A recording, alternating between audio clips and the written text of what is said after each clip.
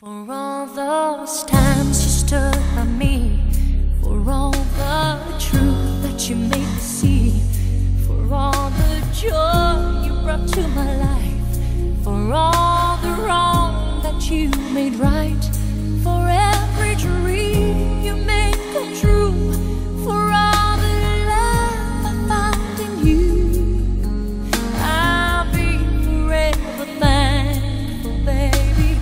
You're the one who held me up, never let me fall. You're the one who saw me through it all. You were my strength when I was weak. You were my voice when I couldn't speak. You were my eyes when I couldn't see. You saw the best there was in me, lifted me up when I couldn't reach.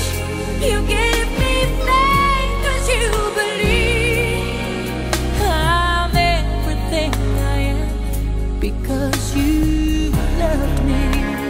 Ooh, you gave me wings and made me fly. You touched my hand, I could touch the sky. I lost my faith, you gave it back to me.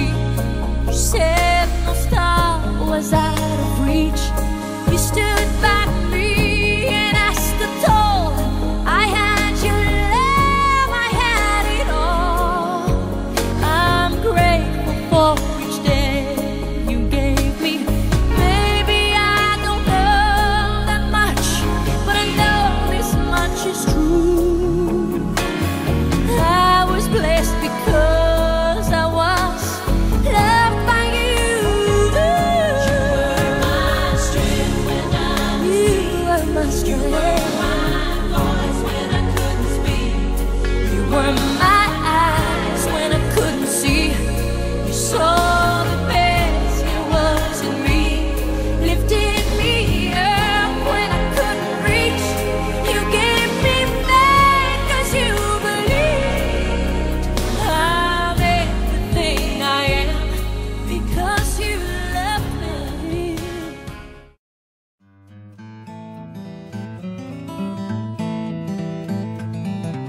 My name is Forrestine Jarrett. I started working April 8th, 1969. I remember I was going over to my mother's one day and I saw a sign sitting down on Highway 70 that says West Tennessee Children's Home, and I thought, I'm going to work there one day.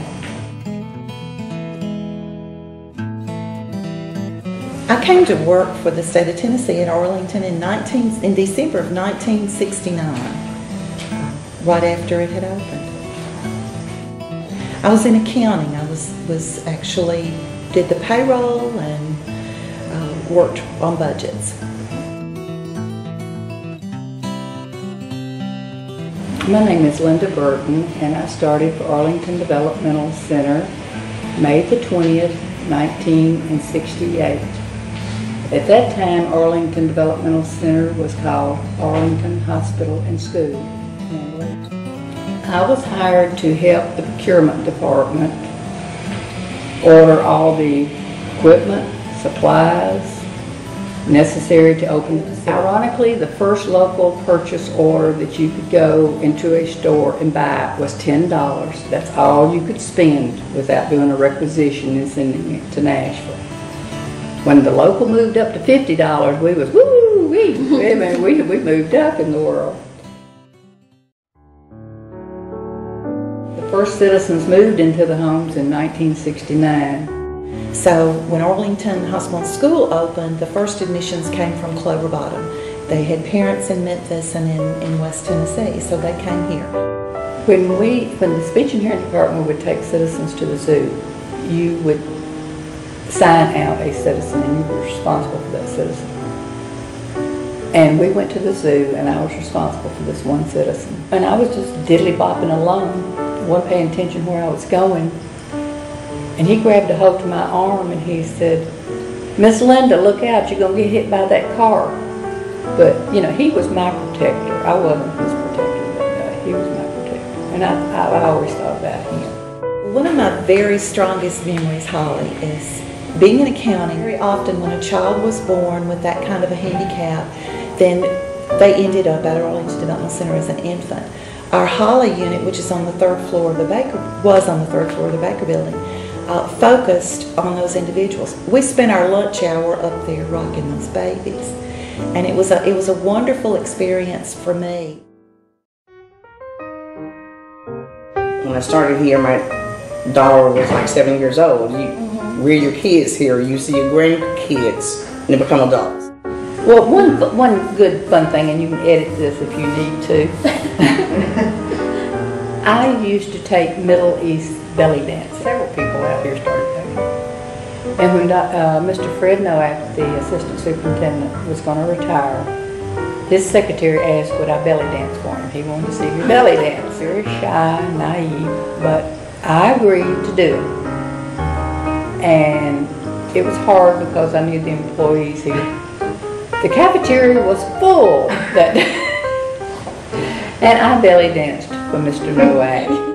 Some of the most exciting times that I've spent here were the times when we had Christmas parties and all staff was expected to help with the Christmas parties. It gave you an opportunity to interact with the citizens and with their families. And volunteers from the community, from civic organizations, from churches, were a big part of what we did. The mall was just filled with activities and different things that the churches did. They participated on the units as well as in the Redbud Mall. We had stars like Rufus Thomas, Ruby Wilson, the Memphis Police Quartet, and there were activities all around the campus. Art exhibits and art participation. And we had some good times. We have art festivals out here. We'd have programs for the citizens and games and things like that. I grew up in a nearby county. My youngest brother is a member of the drama club in that school, and they did musicals every year. They did their dress rehearsals over in the Redbud Mall for the residents every year. So we had lots of activities, and whether you worked in accounting or whether you were a developmental technician on a unit, you participated in those activities. It was you got to know the residents and you got to know what we did here. I remember during 1980, when the Justice Department came in. Of course, that resulted in, over a period of time, increased staff. And our superintendents were mostly positive, and one superintendent said that with them coming in, it can only lead to better services for our citizens. We had management from Dr. Brown on down who believed that all of us should be part of what happened here. We were part of the lives of the individuals that lived here. One of the great things I found out working with Arlington, it was teamwork. And we truly, truly were a team. Mr. Clinton, the first plant maintenance engineer, never asked his employees to do anything that he wouldn't do. If they was out digging a ditch, he was on that backhoe digging that ditch right there with them. You did whatever was necessary to make sure that the citizens' needs were met. And now to know that I've been able to be a part of opening the 12 homes and seeing the 48 individuals that are so multiply handicapped and neurologically challenged be able to have a home where they live instead of living on a unit. It's a very precious memory for me and one I'll take with me the rest of my life. And I am proud that they are able to move out. Yes, it does hurt, but yes, I am proud that they are able to move out. I visited one of the houses on Thursday, and it's just a beautiful concept. It's such warmth. I want to cry when I think about the facility closing. And like I said, the citizens need to be in the community. But it's a wonderful difference, a good difference. I see trees of green and red roses too. I'll watch them bloom for me and you, and myself, what a wonderful world. Well, I see skies of blue and I see clouds of white and the brightness of day. I like the dark and I think to myself, what a wonderful world.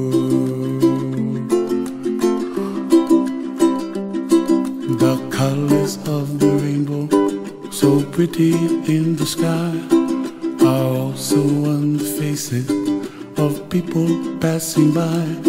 I see friends shaking hands singing, how do you do?